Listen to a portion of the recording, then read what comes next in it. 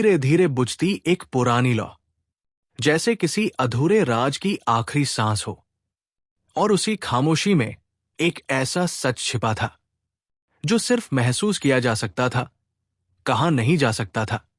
आज की इस मीठी नींद की कहानी में हम चलेंगे एक ऐसे पुराने महल की ओर जहां समय ठहर सा गया है और हर दीवार के पीछे एक अधूरी याद सांस लेती है। ये कहानी है एक साधारण युवक आरव की और उस अनोखे राज तिलक की जो कभी पूरा नहीं हुआ लेकिन फिर भी अधूरा नहीं रहा।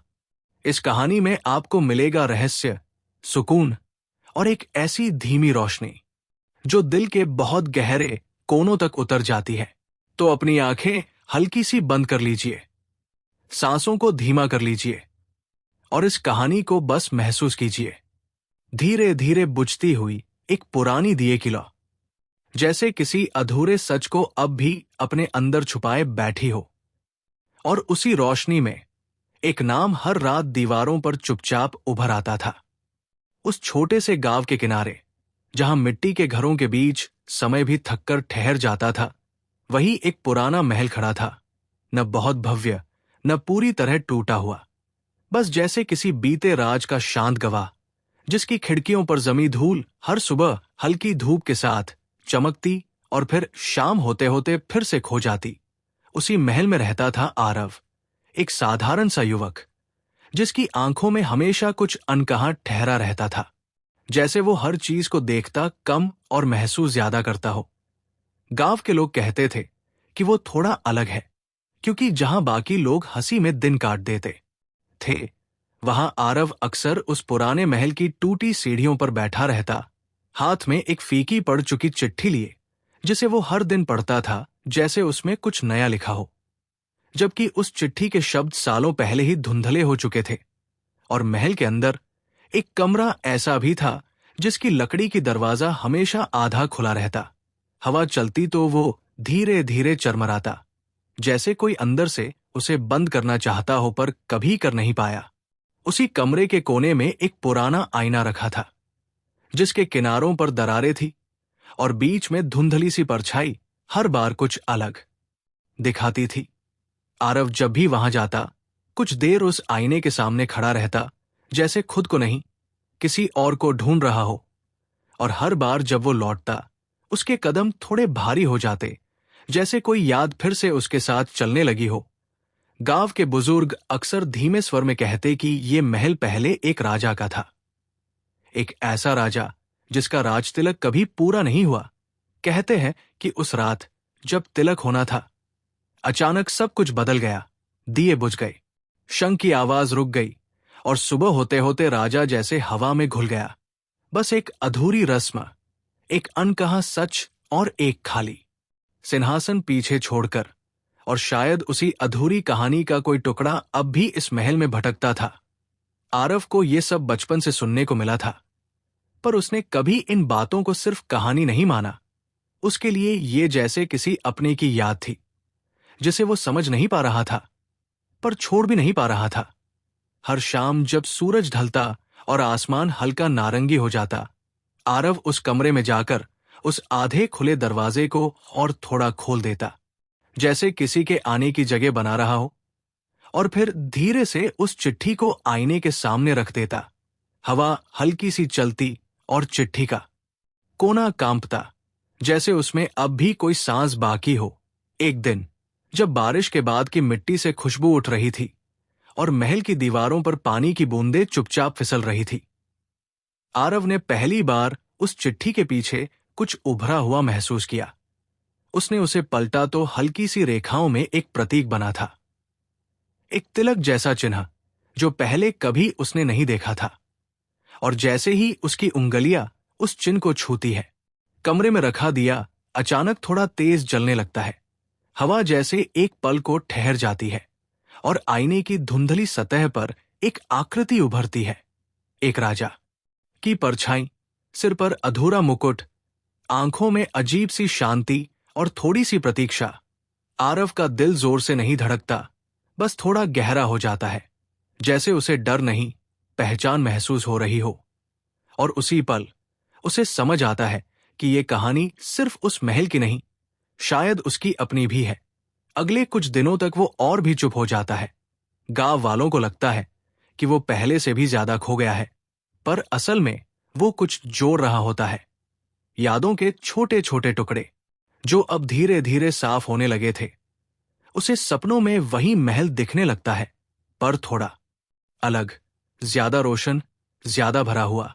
और वहां एक राजा खड़ा होता है जिसके माथे पर तिलक अधूरा है, और वो हर बार आरव की ओर देखता है, जैसे कुछ कहना चाहता हो, पर शब्द कभी पूरे नहीं होते, बस एक एहसास छोड़ जाते हैं कि कोई इंतजार अब खत्म होने के करीब है।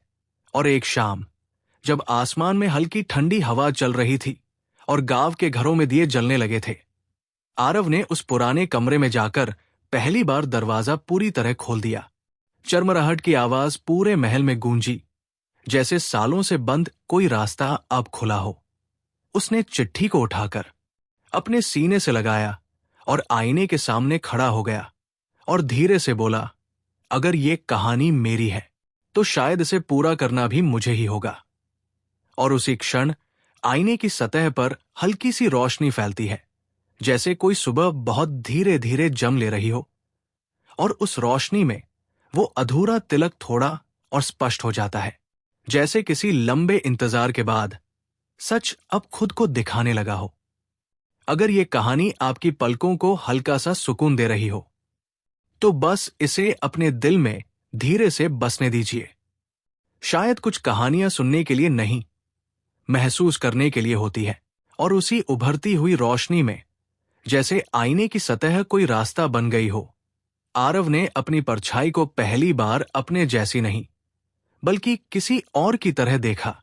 माथे पर वही अधूरा तिलक, आंखों में वही शांत प्रतीक्षा, और कमरे में रखा दिया अब बिना हवा के भी हल्का हल्का कांप रहा था, जैसे उसकी लौ किसी पुराने समय की सांसों से जुड़ी हो।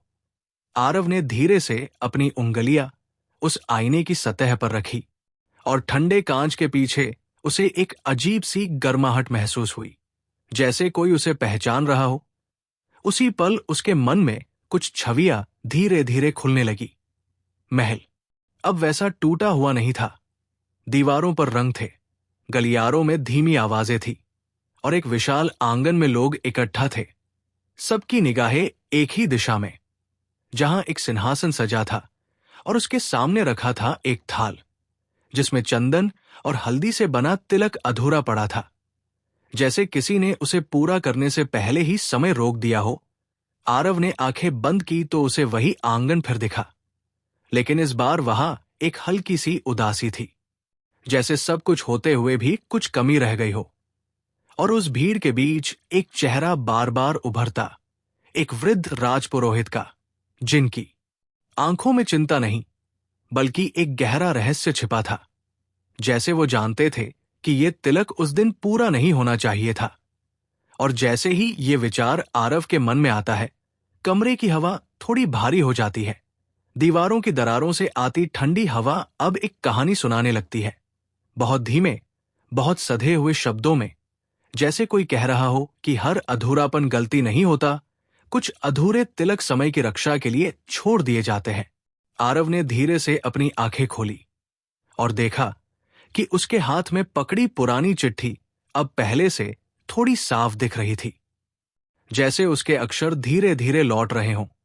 उसने उसे ध्यान से पढ़ने की कोशिश की, और इस बार कुछ शब्द स्पष्ट हुए। राज तभी पूर्ण होगा जब दिल का बोझ हल्का हो। ये शब्द जैसे सीधे उसके भीतर उतर गए। उसे अचानक याद आया कि बचपन में उसकी दादी अक्सर कहती थी कि कुछ राज मुकुट से नहीं, मन से पूरे होते हैं। और शायद यही वजह थी कि वो इस महल की ओर खिंचता चला आया था, क्योंकि उसके अपने दिल में भी कुछ ऐसा था जो कभी पूरी तरह कहा नहीं गया। उसने धीरे से कमरे के कोने में रखी पुरानी लकड़ी की कुर्सी को सीधा किया और उस पर बैठ गया, जैसे कोई पुरानी जगह अपने असली मालिक का इंतजार कर रही हो। बाहर हवा अब और भी शांत थी, जैसे पूरा गांव किसी अनजाने सुकून में डूब गया हो। और उसी सन्नाटे में आरव ने पहली बार अपने भीतर की उस चुप्पी को सुना, जिसमें कोई पछतावा नहीं, बस एक अधूरी बात थी, किसी से कुछ कहने की, किसी को माफ करने की, या शायद खुद को समझने की। और तभी महल के उस लंबे गलियारे से एक बहुत हल्की सी आवाज आई, जैसे किसी के कदम धीरे धीरे पास आ रहे हों, पर डर की जगह उस आवाज में एक अजीब सी अपनापन था। आरव ने सिर उठाकर दरवाजे की ओर देखा और उसे लगा जैसे कोई अदृश्य उपस्थिति वही खड़ी है, न दिखती हुई पर महसूस होती हुई। और उस क्षण आईने की सतह पर फिर से वही आकृति उभरी, इस बार पहले से थोड़ी स्पष्ट। उस राजा की आंखों में अब इंतजार कम और एक हल्की सी मुस्कान थी, जैसे वो जानता हो कि कहानी अब सही दिशा में बढ़ रही है। आरव धीरे से खड़ा हुआ, उसने अपने माथे को छुआ और बिना किसी जल्दबाजी के बहुत शांत भाव से उस चिट्ठी के कोने को अपने माथे से लगाया, जैसे कोई अदृश्य तिलक पूरा करने की कोशिश कर रहा हो। उसी पल कमरे में एक हल्की सी गर्म रोशनी फैलती है, दिया अब स्थिर हो जाता है और बाहर कहीं दूर मंदिर की घंटी बहुत धीमे स्वर में बजती है, जैसे समय ने खुद एक छोटा सा संकेत दिया हो। और उस संकेत के साथ आरव को महसूस होता है कि ये सिर्फ एक कहानी नहीं, बल्कि एक यात्रा है, जिसमें उसे किसी पुराने राज को नहीं, बल्कि एक पुराने एहसास को पूरा करना है। अगले कुछ दिनों में वो महल के हर कोने में जाने लगता है, जैसे हर जगह कोई छोटा सा संकेत छुपा हो। उसे एक टूटा हुआ संदूक मिलता है, जिसमें कुछ पुराने कपड़े और एक छोटा सा चांदी का मुकुट रखा होता है, अधूरा, बिना बीज के रत्न के। और उसे देखते ही उसके भीतर फिर वही आंगन, वही भीड़ और वही अधूरा तिलक जाग उठता है। पर इस बार उसे डर नहीं लगता, बस एक गहरी समझ आने लगती है कि शायद वो राजा कहीं बाहर नहीं, उसी के भीतर अधूरा बैठा था। और उस अधूरेपन को पूरा करने के लिए उसे किसी रस्म की नहीं, बल्कि एक सच्चे स्वीकार की जरूरत है। उसी रात जब गांव में सब सो चुके थे और आसमान में तारे बहुत साफ दिख रहे थे, आरव ने उस मुकुट को अपने पास रखा और पहली बार बिना किसी सवाल के आंखें बंद कर ली। और नींद में उसे वही महल फिर दिखा, पर इस बार वहां रोशनी थोड़ी और बढ़ गई थी। लोग कम थे, सन्नाटा ज्यादा था, और सिंहासन के सामने खड़ा वो राजा अब अकेला नहीं था। उसके सामने एक दीपक जल रहा था, जिसकी लौ बिल्कुल स्थिर थी, जैसे अब कोई जल्दबाजी नहीं, बस एक शांत इंतजार बाकी हो। और उस शांत इंतजार में एक हल्की सी सुबह धीरे धीरे आकार लेने लगी, जैसे कि कोई अधूरी बात अब अपने सही शब्द खोजने के करीब हो। अगर इस सफर की धीमी रोशनी आपको भी भीतर कहीं छू रही हो, तो बस इसे महसूस करते रहिए। कुछ जवाब बिना पूछे ही मिल जाते हैं।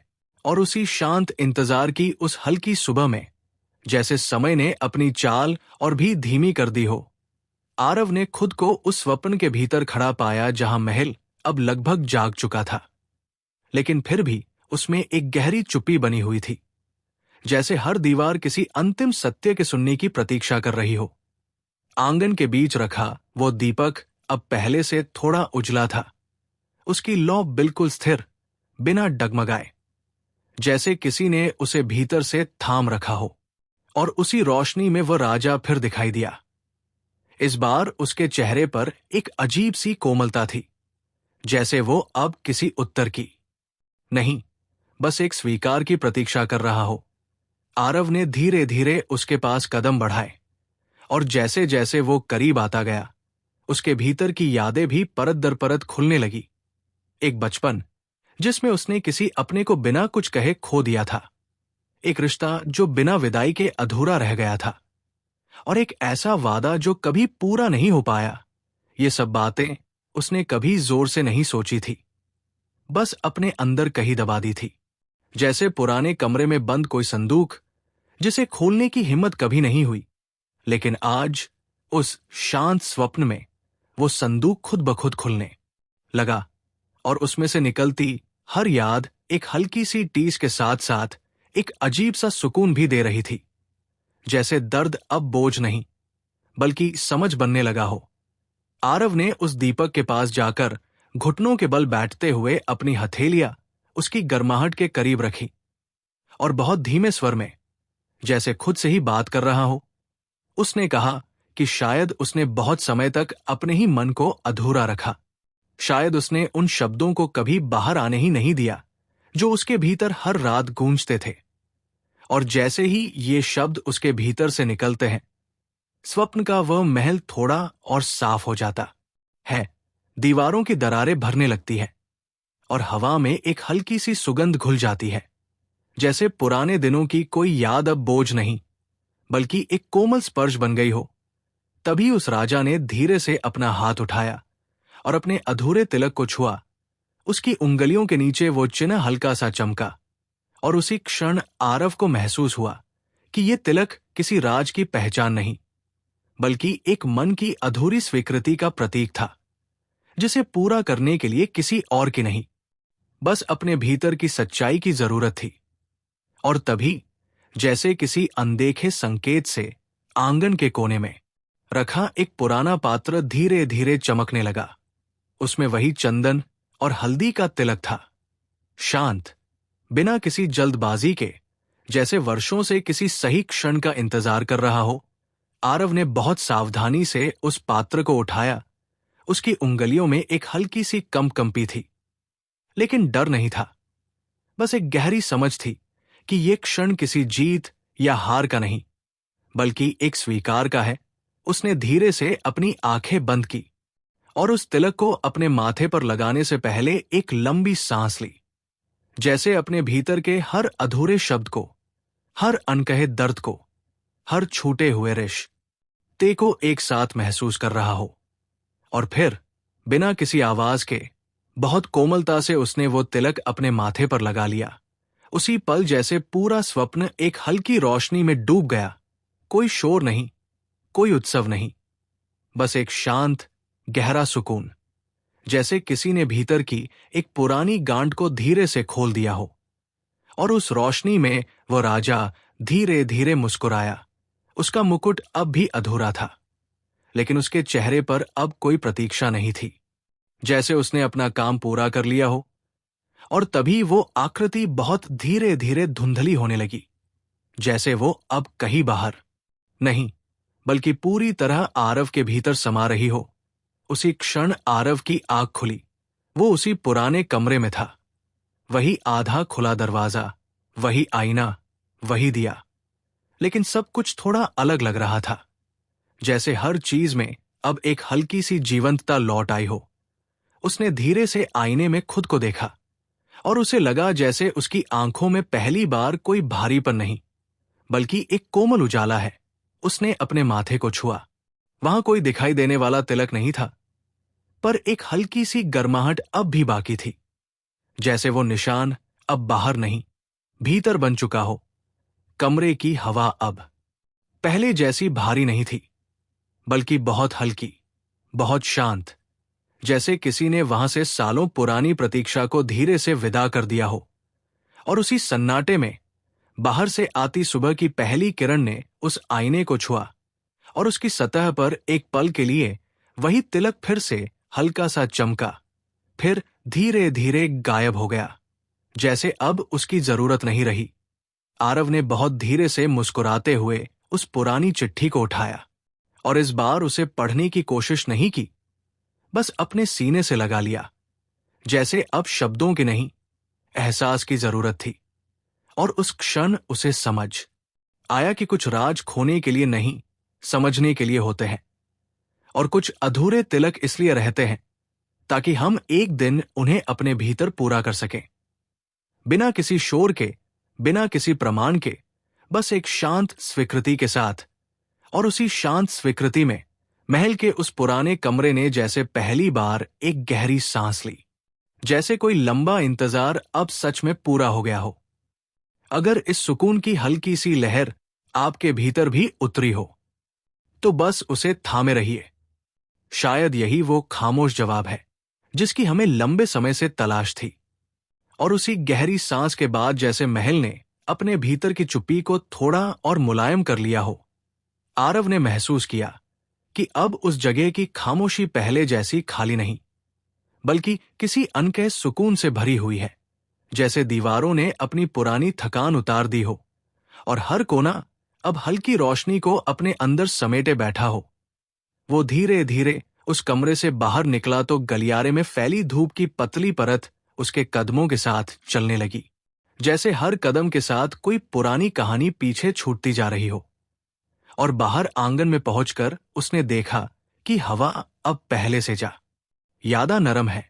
पेड़ों की पत्तियां बहुत हल्के हल्के हिल रही है, जैसे किसी धीमी लोरी की ताल पर।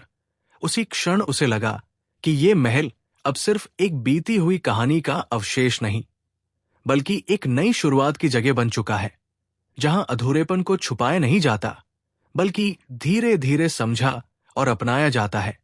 आरव ने आंगन के बीच जाकर उस जगह को देखा जहां कभी उसके स्वप्न में दीपक जलता था, और आश्चर्य से उसने पाया कि वही मिट्टी में एक छोटा सा निशान अब भी बना हुआ है, जैसे किसी ने सच में वहां दीपक रखा हो।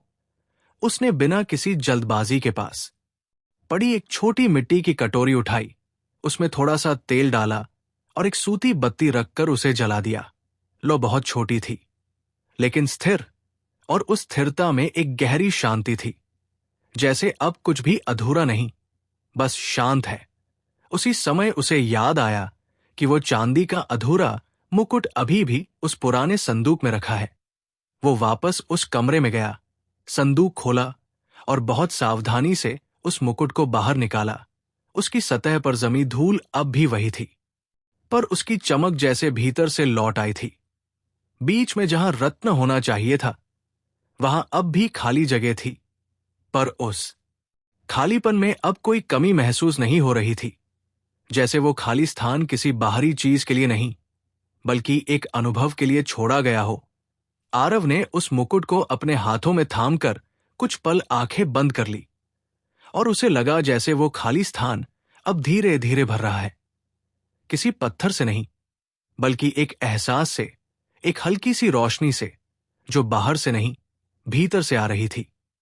और जब उसने आंखें खोली तो उसे लगा जैसे वो मुकुट अब पूरा है। भले ही उसमें कोई रत्न दिखाई नहीं देता, पर उसकी पकड़ में अब कोई अधूरापन नहीं था। उसने बहुत धीरे से उस मुकुट को अपने सिर के पास ले जाकर कुछ पल थामे रखा। पहनने की कोशिश नहीं की, बस महसूस किया, जैसे किसी पुराने बोझ को अब बिना डर के छू पा रहा हो। और फिर उसे वापस उसी संदूक में रख दिया। इस बार ढक्कन बंद करते हुए उसके हाथों में कोई हिचक नहीं थी, बल्कि एक शांत विश्वास था कि जो समझना था वो समझ लिया गया है, और जिसे थामे रखना था वो अब भीतर सुरक्षित है। उसी शाम जब गांव के लोग अपने अपने कामों से लौट रहे थे, किसी ने देखा कि महल के आंगन में एक छोटा सा दिया जल रहा है, और हैरानी की बात ये थी कि वो हवा के बावजूद बुझ नहीं रहा था। गांव के बुजुर्गों ने दूर से ही उसे देखा और चुपचाप सिर झुका लिया, जैसे किसी बहुत पुराने प्रश्न का उत्तर उन्हें बिना शब्दों के मिल गया हो। धीरे धीरे ये बात पूरे गांव में फैल गई कि महल अब पहले जैसा नहीं रहा। वहां की खामोशी में अब डर नहीं, बल्कि एक अजीब सी शांति है। कुछ बच्चे भी उत्सुक होकर वहां तक आ गए, पर जैसे ही वे आंगन के पास पहुंचे, वे खुद ब खुद शांत हो गए, जैसे उस जगह की लय उन्हें धीरे से थाम रही हो। आरव ने उन्हें दूर से देखा और हल्की सी मुस्कान के साथ बस इतना कहा कि ये जगह अब किसी कहानी का अंत नहीं, बल्कि एक सीख की शुरुआत है, जहां हर अधूरी बात को धीरे धीरे पूरा होने का समय मिलता है। और उस रात जब आसमान बिल्कुल साफ था और तारे बहुत पास महसूस हो रहे थे, आरव फिर से उसी आंगन में बैठ गया। दिए की लौ अब भी वैसी ही स्थिर थी। उसने अपनी हथेली को उसके पास रखा और महसूस किया कि उसकी गर्माहट अब बाहर की नहीं, भीतर की है, जैसे उसने जो पाया है वो कहीं खो नहीं सकता। उसी सन्नाटे में उसे एक बहुत हल्की सी आवाज सुनाई दी। न शब्द, न कोई स्पष्ट ध्वनि, बस एक एहसास, जैसे कोई बहुत दूर से कह रहा हो कि अब सब ठीक है। और उस एहसास के साथ उसकी आंखों में नमी तो आई, पर वो नमी भारी नहीं थी, बल्कि बहुत हल्की, जैसे किसी पुराने दर्द ने अब खुद को पूरी तरह मुक्त कर दिया हो। उसने आसमान की ओर देखा और पहली बार उसे लगा कि रात भी रोशनी का एक रूप है, बस थोड़ा शांत, थोड़ा गहरा और उसी गहराई में उसे एक नया सुकून मिला, एक ऐसा सुकून जिसमें न कोई जल्दी थी, न कोई अधूरापन, बस एक धीमी स्थिर लय, जैसे जीवन अब बिना किसी शोर के अपने सही रास्ते पर लौट आया हो। और उस लय में बैठा हुआ आरव धीरे धीरे अपनी आंखें बंद करने लगा, जैसे वो इस सुकून को अपने भीतर पूरी तरह उतार लेना चाहता हो। और जैसे ही उसकी सांसें धीमी हुई, दिए की लौ एक पल को हल्की सी चमकी, फिर और भी स्थिर हो गई, जैसे उसने भी अब विश्राम पा लिया हो। और उसी विश्राम में महल की दीवारों ने पहली बार किसी कहानी को पकड़े रखने की जगह उसे मुक्त कर दिया, जैसे हर अधूरी गूंज अब धीरे धीरे शांति में बदल गई हो। अगर इस शांत पल ने आपके भीतर भी थोड़ी सी जगह बना ली हो, तो बस उसे संभाल कर रखिए। कुछ सुकून ऐसे होते हैं जो बिना बोले ही दिल में ठहर जाते हैं, और उसी ठहरी हुई शांति के भीतर, जैसे रात ने अपनी बाहों में पूरे महल को बहुत कोमलता से समेट लिया हो, आरव ने महसूस किया कि अब हर आवाज और भी धीमी हो गई है। पत्तों की हल्की सरसराहट, दूर कहीं से आती किसी कुत्ते की मंद भौंक, और दिए की लौ की लगभग अनसुनी सी फुसफुसाहट, सब कुछ मिलकर जैसे एक ऐसी लोरी बन गए थे जिसमें कोई जल्दबाजी नहीं थी। वो आंगन में ही बैठा रहा, पीठ दीवार से टिकाए, और उसकी नजर उस छोटे से दिए पर टिकी रही, जिसकी रोशनी अब मिट्टी पर एक गोल सा उजाला बना रही थी। उसी उजाले के किनारों पर उसे जैसे कुछ हल्की आकृतियां दिखाई देने लगी, कोई स्पष्ट नहीं, बस जैसे समय की परछाइयां धीरे धीरे गुजर रही हों। और उन परछाइयों में उसे एक क्षण के लिए वही पुराना आंगन फिर दिखा, लोग, हल्की चहल पहल, और बीच में रखा वही सिंहासन।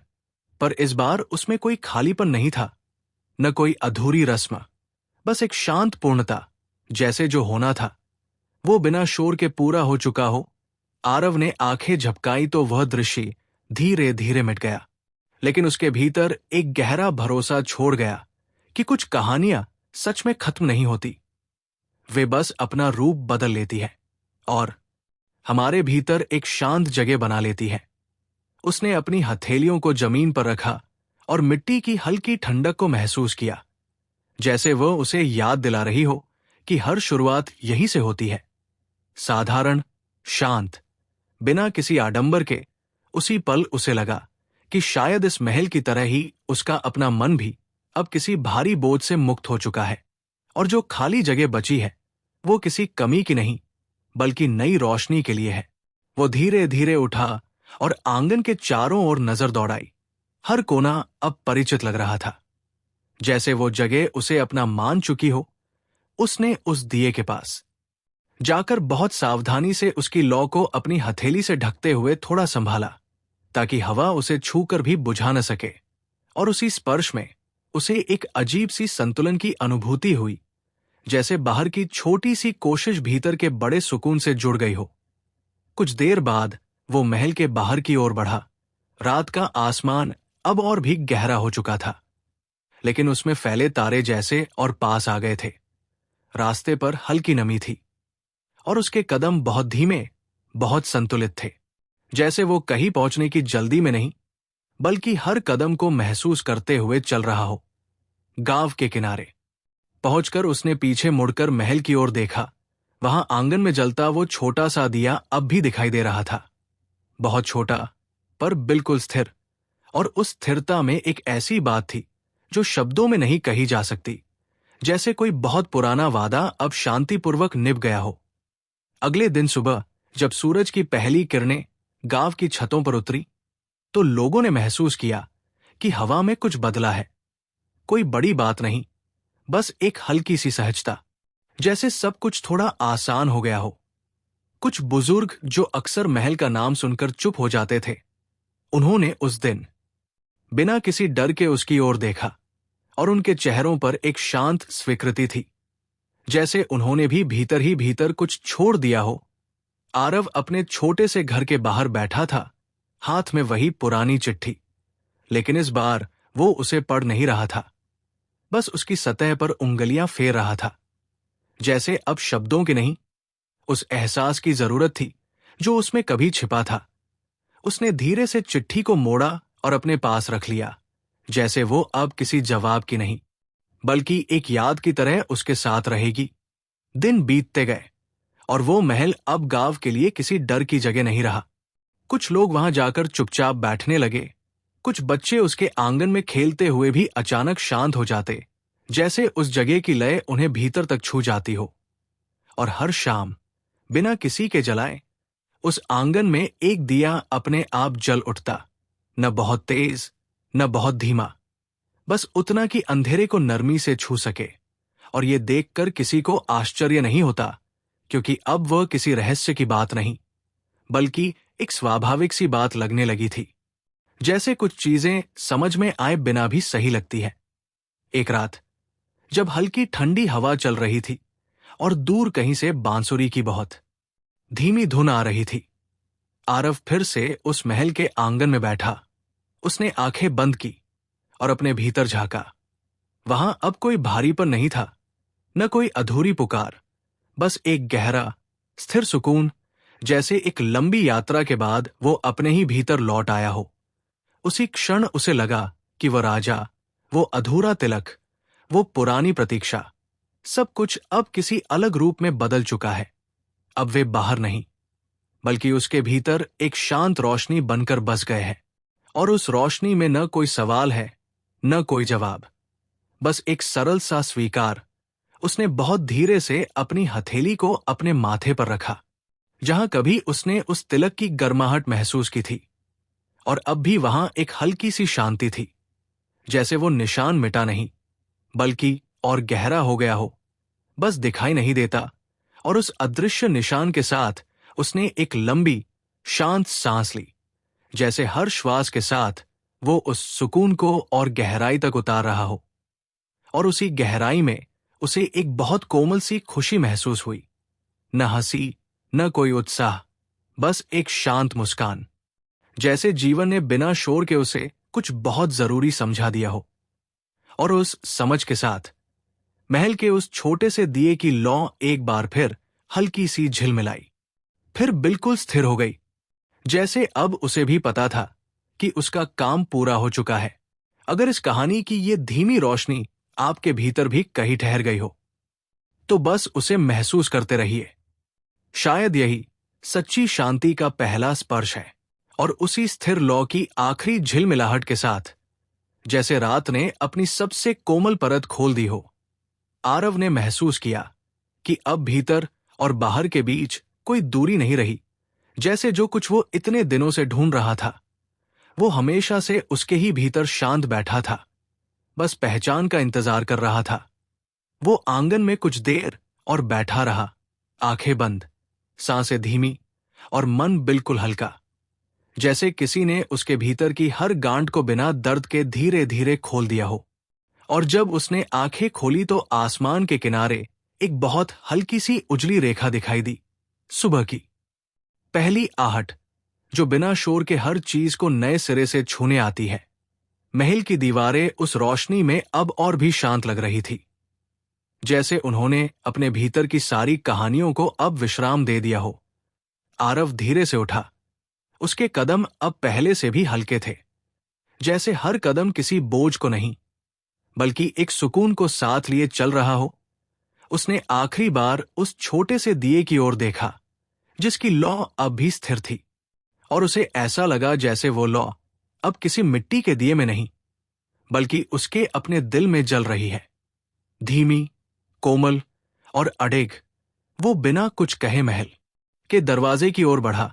लकड़ी का वो पुराना दरवाजा जो हमेशा आधा खुला रहता था, आज बिना किसी आवाज के पूरी तरह खुल गया, जैसे उसे रोकने के लिए अब कुछ भी बाकी नहीं था। बाहर की हवा बहुत साफ थी, उसमें मिट्टी की हल्की सी खुशबू थी, और सुबह की ठंडक, जो त्वचा को नहीं सीधे मन को छूती है। गांव धीरे धीरे जाग रहा था। कहीं दूर कोई चूल्हा जल रहा था, कहीं से हल्की सी बातों की आवाज, और कहीं कोई बच्चा अभी भी नींद में मुस्कुरा रहा था। आरव उस पगडंडी पर चलने लगा जो महल से गांव की ओर जाती थी, और हर कदम के साथ उसे लगा जैसे वो किसी नई शुरुआत की ओर नहीं, बल्कि अपने असली घर की ओर लौट रहा है, जहां अब कोई अधूरी बात नहीं, कोई छुपा हुआ दर्द नहीं, बस एक सरल शांत स्वीकृति है। उसने अपने घर के सामने पहुंचकर थोड़ी देर रुककर पीछे देखा। महल अब दूर से भी उतना ही शांत दिख रहा था, पर उसमें अब कोई रहस्य नहीं था, बस एक सुकून भरी उपस्थिति, जैसे कोई पुराना मित्र जो अब कुछ कहे बिना भी समझ में आ जाता है। उसने बहुत धीरे से मुस्कुराते हुए सिर झुका लिया, जैसे किसी अनदेखे आशीर्वाद को स्वीकार कर रहा हो। दिन बीतने लगे और आरव का जीवन फिर से अपने साधारण लय में लौट आया। वो गांव के कामों में हाथ बटाता, बच्चों के साथ कभी कभी बैठकर कहानियां सुनता और शाम होते ही अक्सर उस महल की ओर चला जाता। पर अब वहां कोई खोज नहीं होती थी, बस एक शांत बैठना होता था, जैसे वो उस जगह को नहीं बल्कि उस सुकून को याद करने जाता हो जो उसने वहां पाया था। धीरे धीरे लोगों ने भी महसूस किया कि आरव के आसपास एक अलग सी शांति है जो बिना शब्दों के भी फैल जाती है। कोई उसके पास बैठता तो कुछ देर बाद अपने आप ही हल्का महसूस करने लगता, जैसे उसकी चुप्पी में ही कोई उत्तर छुपा हो। और एक दिन गांव के एक छोटे बच्चे ने उससे पूछा कि उस महल में ऐसा क्या है जो सबको बदल देता है। आरव ने कुछ पल सोचा, फिर बहुत हल्की मुस्कान के साथ बस इतना कहा कि वहां कुछ भी नहीं है, बस जो हम अपने भीतर लेकर जाते हैं वही वहां हमें धीरे धीरे समझ में आने लगता है। और बच्चे ने शायद पूरी बात नहीं समझी, पर उसकी आंखों में एक अजीब सी चमक आ गई, जैसे उसने भी उस सुकून को थोड़ा सा महसूस कर लिया हो। समय के साथ वो कहानी जो कभी डर और रहस्य से भरी लगती थी, अब गांव में एक अलग ही रूप में कही जाने लगी। एक ऐसी कहानी जिसमें कोई भूत नहीं, कोई अधूरा श्राप नहीं, बल्कि एक शांत यात्रा थी अपने ही भीतर लौटने की। और उस यात्रा में हर व्यक्ति को अपना अपना अर्थ मिलने लगा। कोई उसे माफी की कहानी कहता, कोई उसे उम्मीद की, और कोई बस उसे एक मीठी नींद की कहानी मानकर रात को सुनते सुनते सो जाता। और महल के आंगन में वो छोटा सा दिया अब भी हर शाम जल उठता, बिना किसी कारण के, बिना किसी प्रयास के, जैसे वो सिर्फ इतना याद दिलाने के लिए हो कि कुछ रोशनियां कभी बुझती नहीं, वे बस अपने सही स्थान पर जाकर शांत हो जाती हैं। और एक शाम जब सूरज धीरे धीरे ढल रहा था और आसमान में हल्का सुनहरा रंग फैल रहा था, आरव उसी आंगन में बैठा था, आंखें बंद, चेहरे पर वही कोमल शांति, और उसकी सांसें इतनी धीमी हो गई थी कि जैसे वो खुद भी उस दिए की लौ का हिस्सा बन गया हो। स्थिर, शांत और पूर्ण। उस क्षण में कोई शुरुआत नहीं थी, कोई अंत नहीं, बस एक निरंतर सुकून जो समय से परे था। और उसी सुकून में जैसे सारी अधूरी कहानियां अपने आप पूरी हो गई हों, बिना किसी शोर के, बिना किसी प्रमाण के, बस एक शांत मीठी स्वीकृति के साथ, जैसे कि किसी पुरानी भूल को आखिरकार माफ कर दिया गया हो। अगर इस कहानी ने आपकी पलकों को थोड़ा सा भारी और दिल को हल्का कर दिया हो, तो बस इसे यही रहने दीजिए। शायद यही इसकी सबसे सच्ची मंजिल है। अगर इस कहानी ने आपके दिल को जरा सा भी छुआ हो, तो बस इसे अपने भीतर चुपचाप रहने दीजिए। शायद कुछ कहानियां सुनने के लिए नहीं, महसूस करने के लिए होती है।